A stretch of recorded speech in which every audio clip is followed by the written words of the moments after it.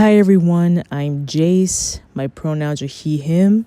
I am a master's student in the Master of Arts and Individualized Studies program here at George Mason University. And this is my research project proposal, which will highlight the importance of queer visibility in music. So a brief introduction, this will be an analysis of increased queer visibility and queer music. Now, why queer visibility in music? Although the Barnard Bulletin and the UP state that music serves as a vital platform for queer expression, queer visibility in music remains limited, with the current gap being only 38% of audiences seeking queer content being satisfied with its current representation. The demand currently stands at 2/3 of LGBTQA plus individuals who report wanting to see more representation in media. An overview. This research is vital because increased LGBTQA plus visibility in music challenges traditional gender norms, provides role models, fosters space for future trans and queer musicians, and shapes how audiences understand identity and self-expression for the LGBTQA plus community. Understanding the importance of queer visibility in music will allow us to explore how queer music is not solely an outlet of self-expression or entertainment, but a disruption to cultural discourse.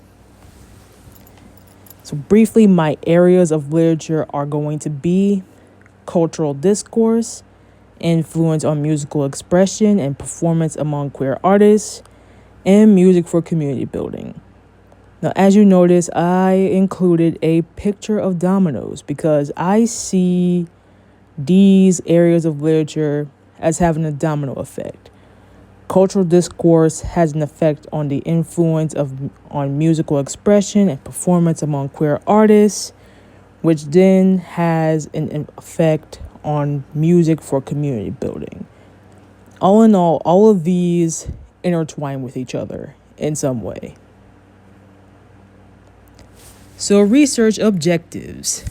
My first objective in this project will be to examine how queer visibility in music has challenged normativity and cultural discourse in the field over the past decade. My second objective will be to analyze how the increased visibility of queerness in music has influenced musical expression and performance of queer artists. And the third objective is to examine queer visibility's role in music as far as community building.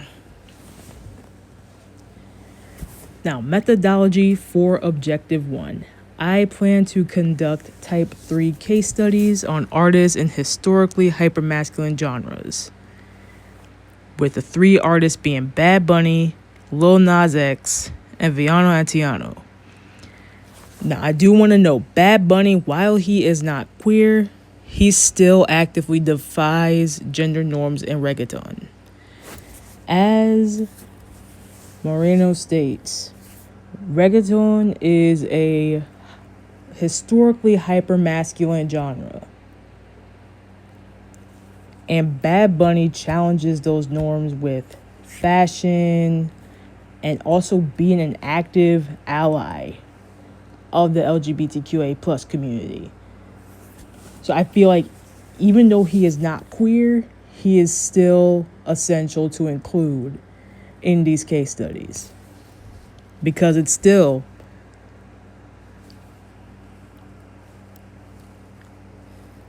challenges cultural discourse.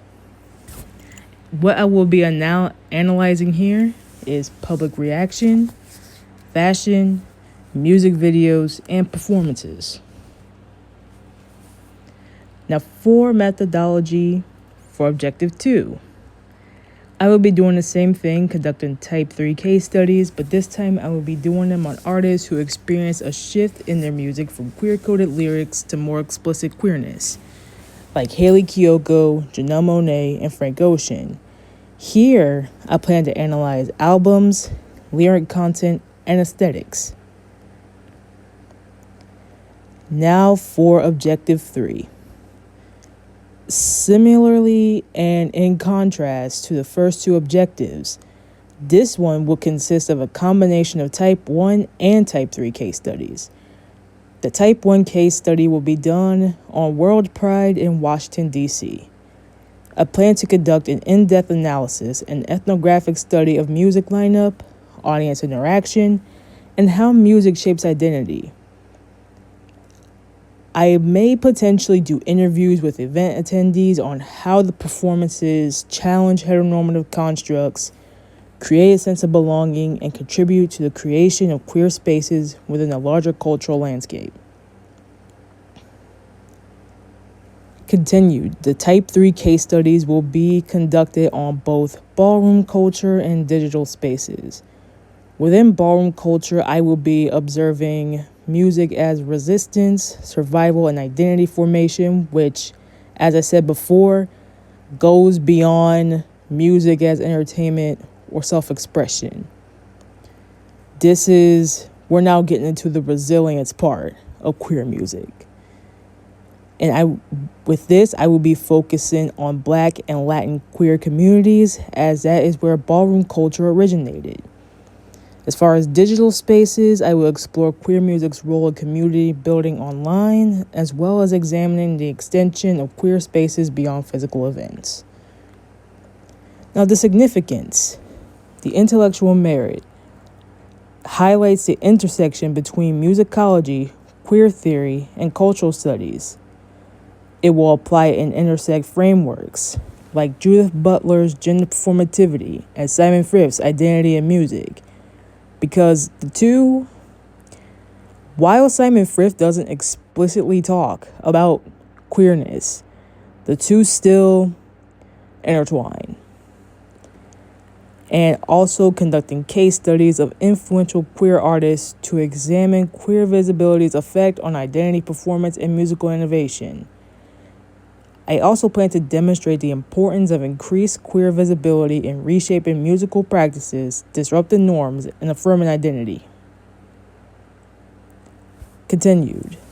The broader impact, I hope to empower LGBTQA+ communities and amplify marginalized voices, support the creation of inclusive physical and digital music spaces, highlight how queer music fosters solidarity, belonging, and resistance for the LGBTQA+ community, and offer insights not just for artists and educators, but also allies, to encourage diverse representation and cultural change. And that concludes my presentation. Thank you for listening, and let me know if you have any questions.